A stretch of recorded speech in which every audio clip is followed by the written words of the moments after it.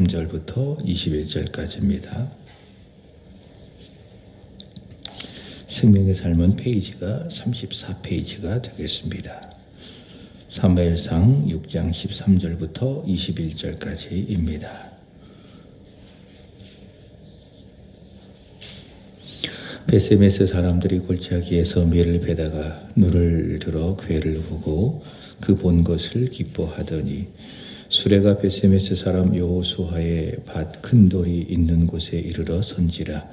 우리가 수레의 나무를 회고 그 암소들을 번제물로 여호와께 드리고 레위인은 여호와의 궤와 그 궤와 함께 있는 금봉을 담긴 상자를 내려다가 큰 돌 위에 두매 그날에 베세메스 사람들이 여호와께 번제와 다른 제사를 드리니라.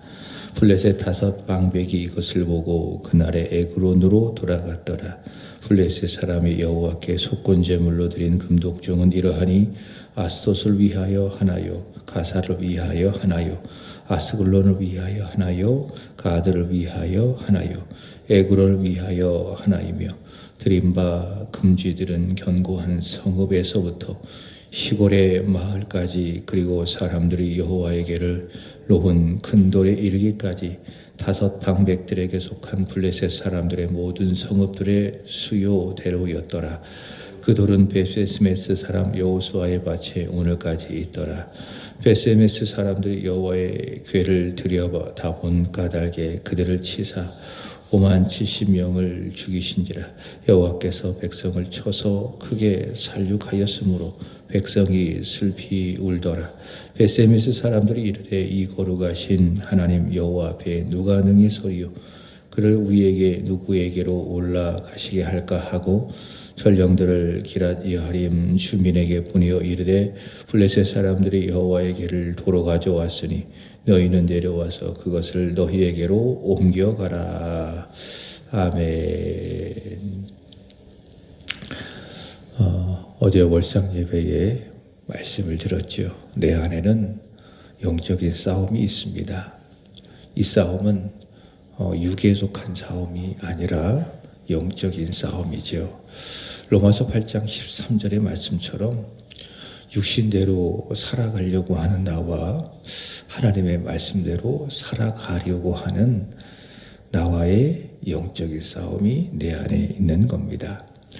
마치 레미제라블의 장발장처럼 우리는 하나님께 순종을 했다가 때로는 불순종을 했다가 기도하면서 살아갔다가 또 기도하지 않고 살아갔다가 믿음이 강해졌다가 반대로 믿음이 약해졌다가 이런 싸움을 반복하며 우리는 살아갑니다.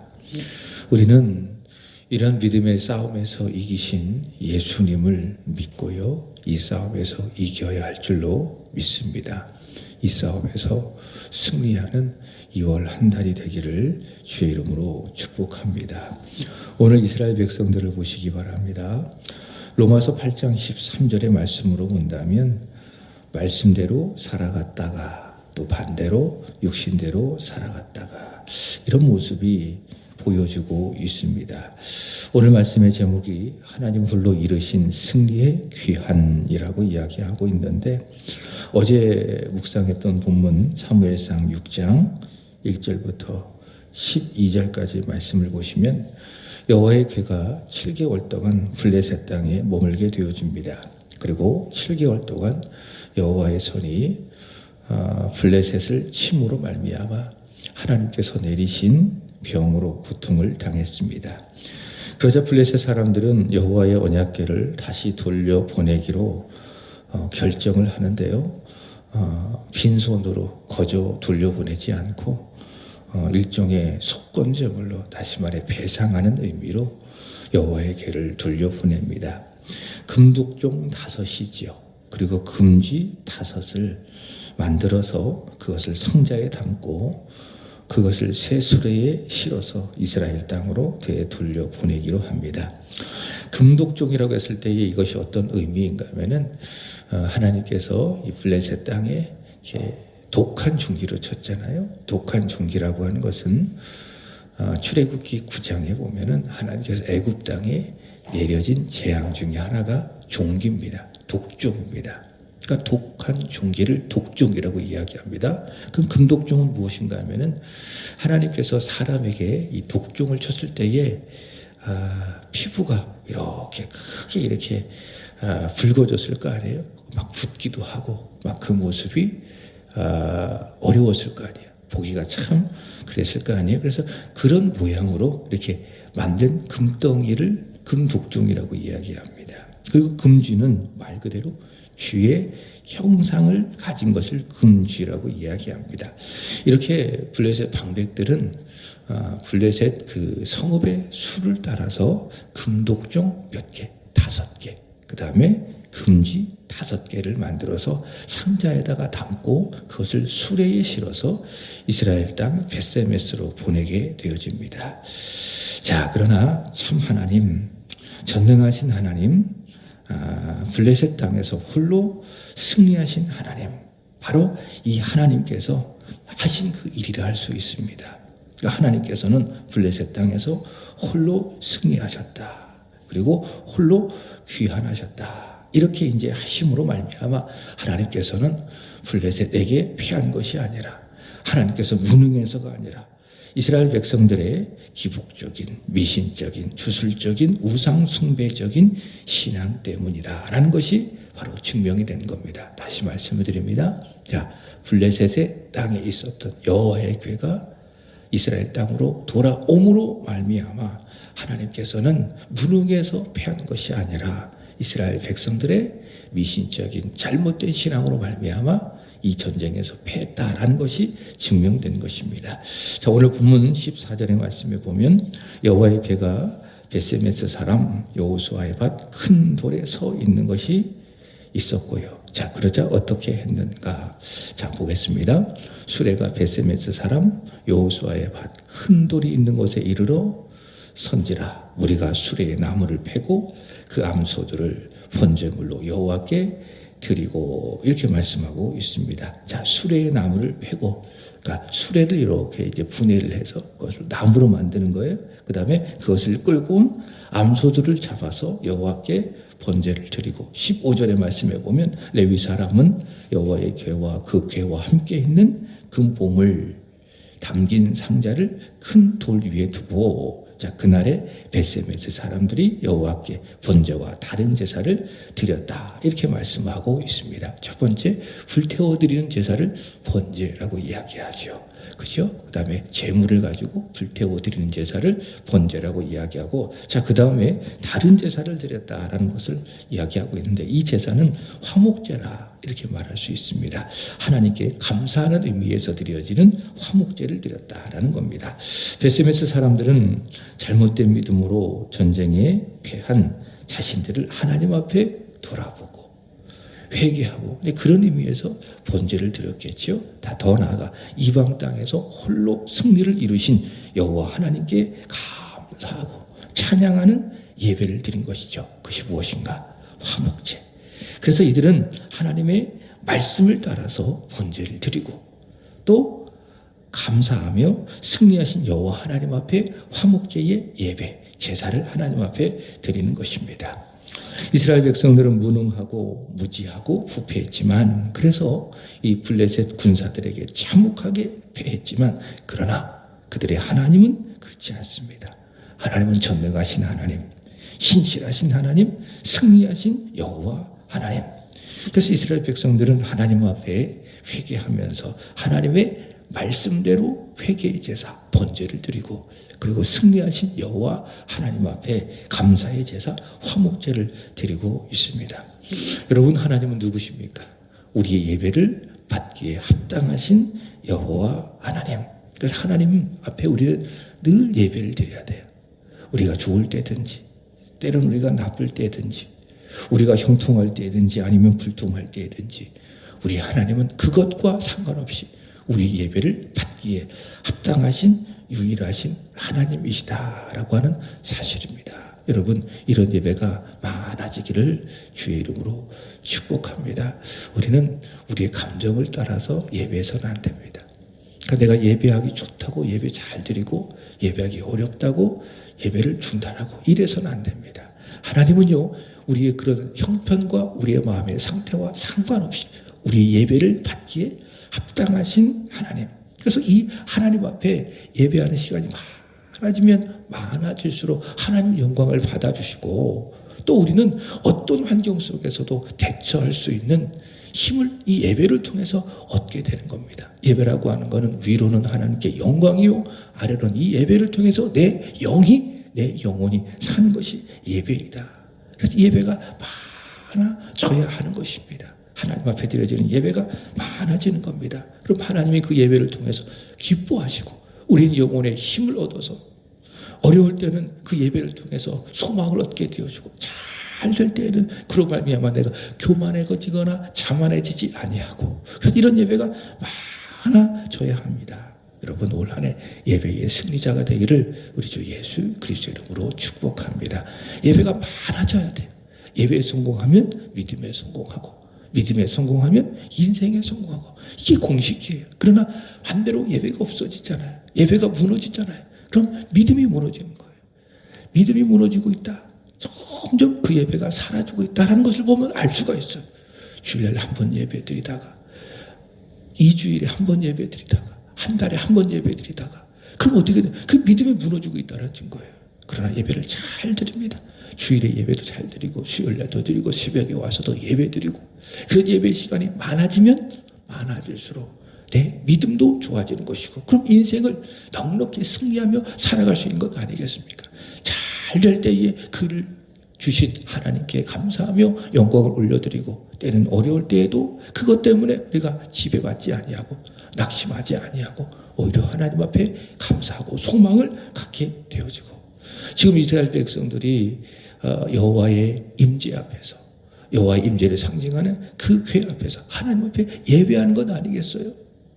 그 수레로 하나님 앞에 그 암소로 하나님 앞에 번제의 제사를 올려드리고 그리고 이스라엘 여호와 하나님께서 블레셋 땅에서 홀로 승리하셨는데 그 하나님 앞에 감사하는 제사를 올려드리고 하나님 앞에 예배를 잘 드리고 있는 것 아니겠습니까? 자, 그런데 이렇게 이스라엘 백성들이 하나님의 말씀대로 승리하신 참 하나님을 고백하고 예배를 했지만 오늘 19절 이하의 말씀에 보면 이들이 헛된 호기심으로 말미암아 큰 재앙을 당하는 것을 볼 수가 있습니다. 자, 서론에 말씀을 드린 것처럼 말씀대로 하나님 앞에 번제와 화목제를 드렸다가 또 지금은 반대로 어떻게 되는 거죠? 육신대로 살아가는 것과 마찬가지다. 어떻게 보면 우리 인생이 그런 것 같아요. 하나님 말씀에 순종하며 내 영혼이 막 살아있다가 때로는 언제 금세 그런 것을 잊어버리고 육신대로 살아가는 내 모습이 있었다. 그래서 우리는 이렇게 왔다 갔다 합니다. 이제 이렇게 왔다 갔다 하는 이런 시간들이 줄으면 줄어들수록 다시 말해 이렇게 일정한 속도로 늘 예배하며 한결같이 기도하며 살아가면 살아갈수록 그게 믿음이 좋아지는 거예요. 그게 믿음이 부흥되는 거예요. 근데 이제 자꾸 왔다 갔다 해요. 마치 천국과 지옥을 왔다 가는 것처럼 마치 이 롤러코스터를 타고 가는 것처럼 어떤 때는 좋았다가 어떤 때는 나빴다가 계속 이런 일들이 반복돼서는 절대로 믿음이 성장할 수가 없습니다. 믿음이 부흥할 수가 없습니다. 한결같아야 돼요. 그러니까 성경은 이야기하죠. 항상 기뻐하라. 그 다음에 쉬지 말고 기도하라. 범사에 감사하라. 한결같아라 라고 하는 사실입니다. 여러분 하나님이 그런 분 아니십니까? 우리를 향한 사랑이 한결같습니다. 그분이 우리가 살아가는 우리의 형편에 따라서 또 우리의 마음 상태에 따라서 그분의 생각도 우리를 향한 자꾸 변한다면 이게 불안해서 살 수 있겠어요? 내가 잘하면 사랑하고 내가 조금 하나님과 더 멀리 떨어지면 하나님도 우리에 대한 사랑을 거두어 버리시고 그럼 어떻게 불안해서 우리가 믿음 생활을 할 수 있겠어요? 하나님은 절대로 그렇지 않습니다. 우리를 향한 사랑이 한결같으십니다. 과거에 우리를 사랑하셨다면 지금도 우리를 사랑하십니다. 과거보다 더 사랑하십니다. 그게 하나님의 사랑이에요. 우리를 향한 하나님은 한결같으십니다. 변함이 없으십니다. 우리도 그래야 되는 거예요. 상황에 따라서 형편에 따라서 자꾸 내 생각을 바꾸고 자꾸 내 믿음을 바꾸고 말씀대로 살아갔다가 어떤 때는 육신대로 살아갔다가 이렇게 왔다 갔다 해서는 안 된다. 지금 이스라엘 백성들이 바로 이런 모습이죠. 그렇죠? 13절부터 18절까지 말씀해 보면 하나님 앞에 와서 하나님의 임재 앞에서 번제를 드리고 화목제를 드리고 기뻐하며 하나님을 찬양하고 예배했다가 19절의 말씀해 보면 육신대로 헛된 호기심으로 여호와에게를 들여다보며 큰 재앙을 맞이하게 되는 겁니다. 19절 말씀을 보십시오. 베세메스 사람들이 여호와에게를 들여다본 까닭에 그들을 치사 5만 70명을 죽이신지라. 여호와께서 백성을 쳐서 크게 살육하였으므로 백성이 슬피 울었더라. 이렇게 말씀하고 있습니다. 여러분, 언약궤는요 쉽게 함부로 다루어서는 안 되는 겁니다. 언약궤가 무엇을 상징합니까? 언약궤 자체가 하나님은 아니에요. 그러나 언약궤는 상징입니다. 여호와 하나님의 함께하심, 여호와 하나님의 임재를 상징하는 것이 무엇인가? 그것이 바로 언약궤다. 그래서 이 언약궤는 아주 거룩한 겁니다. 아주 거룩한 겁니다. 그래서 거룩한 성막 안에서도 가장 거룩한 장소인 지성소에 둔 것이 바로 언약궤입니다. 언약궤는 가장 거룩한 장소 지성소에 두었다. 지성소는 어떤 곳인가? 1년에 딱 한 번, 그렇죠? 대속죄일에 백성을 대표하는 대제사장만이 들어갈 수 있는 것이 바로 지성소고, 그리고 그 지성소에서 대제사장은 하나님의 임재를 아련하는 것입니다. 그리고 이스라엘 백성들이 이 언약궤를 이동할 때에는 하나님께서 반드시 말씀하신 것을 이렇게 덮어야 되는 거예요.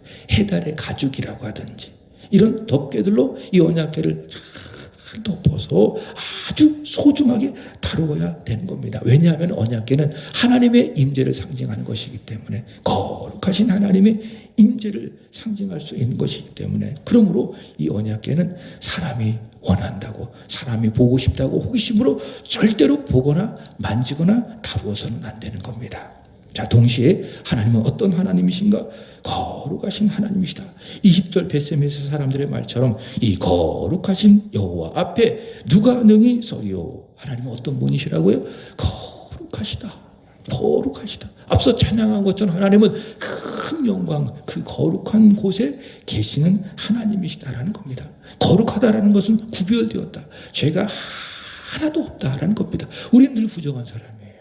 그러나 하나님은 거룩하신 분입니다. 죄가 전혀 없으신 분입니다. 우리는 부정한 사람입니다. 그래서 부정한 사람이 죄를 품고 있는, 어제 말씀을 드렸던 것처럼 본성상 하나님의 말씀을 늘 어기는, 하나님을 사랑하지 않냐고 미워하는 성향을 갖고 있는 부정한 사람이 거룩하신 하나님 앞에 설 수가 없고 함부로 볼 수가 없는 거예요. 그리고 누군가가 만약 하나님을 대면하여 보았다면 이런 거죠. 마치 어둠이 빛 앞에 순식간에 쫙 사라지잖아요. 여기 오늘 처음 누가 들어오셨는지 모르겠지만 처음에는 어두웠잖아요. 그죠? 그러나 딱 들어오자마자 센서등이 들어오고 불을 딱 켜면 어둠이 한순간에 쫙 사라지잖아요. 그와 마찬가지입니다. 거룩하신 하나님 앞에 딱 서잖아요. 그럼 동시에 부정한 사람은 그 자리에서 죽을 수밖에 없는 거예요. 그래서 여러분 구약 성경을 잘 읽어보십시오. 이스라엘 백성들의 생각은 무엇이냐면 우리가 하나님을 대면하면 한다면 그 즉시 죽음이다라는 생각을 갖고 있었습니다. 그렇죠? 이게 하나님이십니다. 하나님은 거룩하신 분이시다. 그래서 부정한 사람이 그 앞에 서면 순식간에 그 목숨을 잃고 만다라고 하는 것입니다. 지금 벳셈에서 사람들은 거룩하신 하나님을 가볍게 여겼습니다. 부정한 존재로서 육신대로 거룩하신 하나님을 대한 것입니다. 그래서 이들이 여호와의 궤를 들여다봄으로 말미암아 19절 어떻게 하셨어요? 하나님이 5만 70명을 치셨다. 어떤 사본에는 70명이라고 이야기하고 어떤 사본에는 5만이라고 이야기하고 그래서 여기 가로친 거예요. 근데 이제 제가 볼 때는 70명 죽었다는 것이 맞아요. 왜냐하면 그 당시 벳세메스의 그 인구의 수가 7만도 안 됐거든요. 자, 그렇기 때문에 70명이 이 여호와의 궤를 들여다봄으로 말미암아 큰 죽음을 당했다. 그래서 백성들이 슬피 울었다. 이렇게 말할 수가 있겠습니다. 이 벳셈에서 사람들은 여호와의 궤가 들어오자 하나님의 말씀대로 제사했어요. 그리고 감사 예배를 드렸어요. 다른 한편으로 7개월 동안 블레셋 땅에 있었던 여호와의 궤가 이들에게 홀로 돌아왔으니 어떨까요? 신기하기도 하죠. 그러니까 감사하지만은 동시에 신기하기도 한 거예요. 야, 우리는 미신적인 신앙, 우상 숭배적인 신앙으로 블레셋 땅에서 블레셋 군사들에게 패했지만은 여호와 하나님의 괴는 어떻게 7개월 동안 아무런 이상 없이 있다가 이렇게 이 땅으로 돌아왔냐라고 하면서 아주 신기하게 여겨서 야, 저 괴 속에 무슨 신기한 능력이 있는 거 아니야? 라고 하면서 아주 위험한 호기심으로 이 괴를 열어서 들여다 보았겠죠. 이게 뭐예요? 이게 육신대로 살아가는 거예요. 이게 말씀대로가 아니라 육신대로 하나님을 대한 겁니다. 그 결과가 무엇입니까? 큰 재앙입니다. 다시 말씀드립니다. 로마서 8장 13절에서 바울이 뭐라고 이야기했느냐? 너희가 육신대로 살면 반드시 뭐 할 것이라되 죽을 것이더래. 그러나 영으로서 내 안에 계신 성령으로서 너희 육의 행실을 죽이면 살리니. 여러분, 답은 하나입니다. 육신대로 살면 어때요? 죽는 거예요. 육신대로 살면 망하는 거예요. 그러나 말씀대로 살면 사는 거예요. 오늘 이스라엘 백성들을 보십시오. 말씀대로 여호와 앞에 번제를 드리고 말씀대로 여호와 앞에 감사의 제사를 드리 거기 은혜가 임하고 감사가 임하고 하나님의 축복이 임하고 반대로 육신대로 말씀대로가 아닌 육신대로 여호와의 궤를 들여다보았을 때에 거기에 큰 살육이 임하고. 여러분, 하나님은 이스라엘 백성들이 생각하는 것처럼 헛된 호기심의 대상이 아닙니다. 하나님은 어떤 대상인가?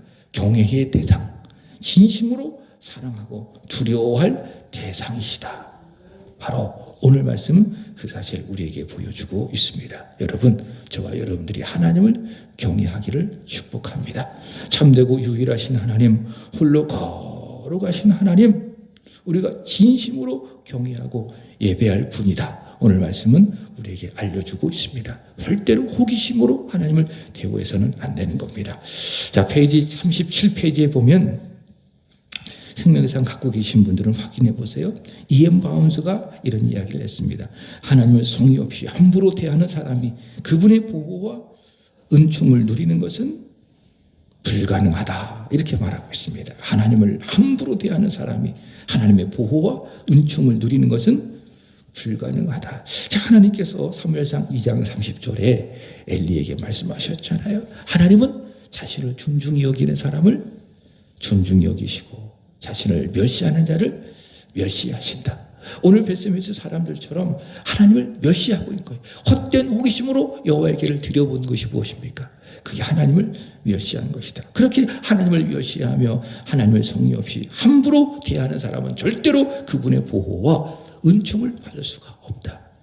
그러나 하나님을 경외하는 사람, 하나님을 존중히 여기는 사람, 하나님을 전심으로 대하는 바로 그 사람에게 하나님은 어떻게 하십니까? 보호하시고 인도하여 주신다라는 겁니다. 여러분 믿습니까? 저와 여러분이 하나님을 경외하고 보호하고 하나님을 존중히 여김으로 말미암아 하나님의 보호와 은총을 받게 되기를 축복합니다. 자, 거기 보면 은혜 받은 사람이 경계할 일, 김양재 목사님의 글이 소개되어져 있어요. 자, 밑에서 6번째 보면 오늘 말씀의 내용을 이렇게 말하고 있습니다. 자, 언약궤가 돌아왔다고, 떠났던 배우자가 돌아오고 재정과 건강이 회복되었다고, 그 다음 뭐 해서는 안 된다고요? 안주해서는 안 됩니다. 복을 받은 뒤에 어떻게 그것을 간직하며 사느냐가 더 중요합니다. 하나님이 응답하시고 회복해 주신 그 자리에서 낙태하거나 내가 교만하지 않도록 항상 깨어있는 성도가 되어야 합니다. 받은 은혜가 클수록 우리는 말씀과 기도로 우리 영혼의 옷깃을 여미어야 합니다. 자, 기도하겠습니다. 하나님 아버지,